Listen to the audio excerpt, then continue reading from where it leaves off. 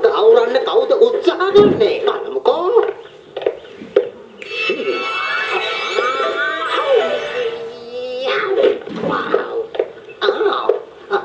මේ මොකක්ද රජතුමනි?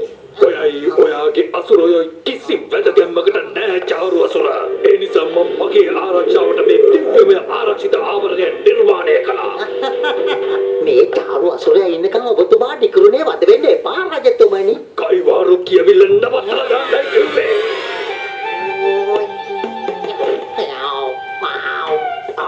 මේ මොකද්ද මේ උනේ? මං චාරු අසුරයාගෙන් කෙම්බෙක් වුණාද? නන්දගම විනාශ කළා දානකම් තමුන්ගේ ඔය කැතමුණ මට පෙන්නන්න එන්න එපා. අපි කොහෙද යන්නේ ගුරුතුමනි? ෂා මෙතන හරිම ලස්සන තැනක් නේ.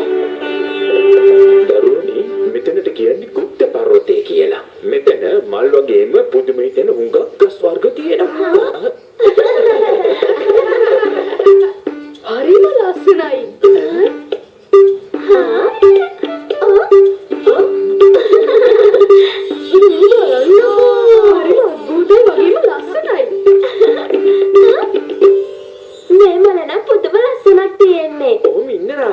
මගේ අනුමැතියක් නැතුව කිසිම කෙනෙක් පොළයක්වත් මලක්වත් අල්ලන්න එපා. ඔයාලට තේරුණා නේද? ඇයි එහෙම කියන්නේ ගුරුතුමනි? මේක මේ සාමාන්‍ය මලක් නෙවෙයි. මේවා තමයි පැතුම් මිටු වෙන මල්.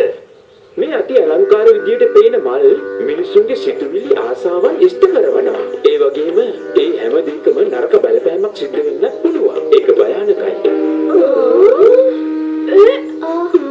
අනේ කවුද මේ මල දෙනුවේ? ඇත්ත කියන්නේ කවුද මේ මල කඩාගත්තේ? සමහර විට උලඟක් ඇවිල්ලා කැඩලා යන්නේ නැති.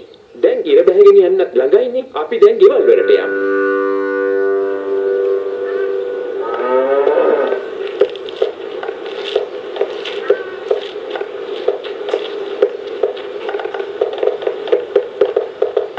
ගුරුතුමා දැනගත්තොත් එහෙම ඒ මල කැඩුවේ මේ මම කියලා. ගුරුතුමාට ගොඩාක් කේන්තියයි. ඒ මල හරිම ලස්සනයි. නෑ මම මේ මල දිහා කීයටවත් බලන්නේ නෑ. අනේ දෙවියනේ මේ මල මාව එයාට ආකර්ෂණය කරගන්න ඕනේ. මගේ එකම පැතුම තමයි මාව ඉක්මනටම ලොකු වෙන්න ඕනේ.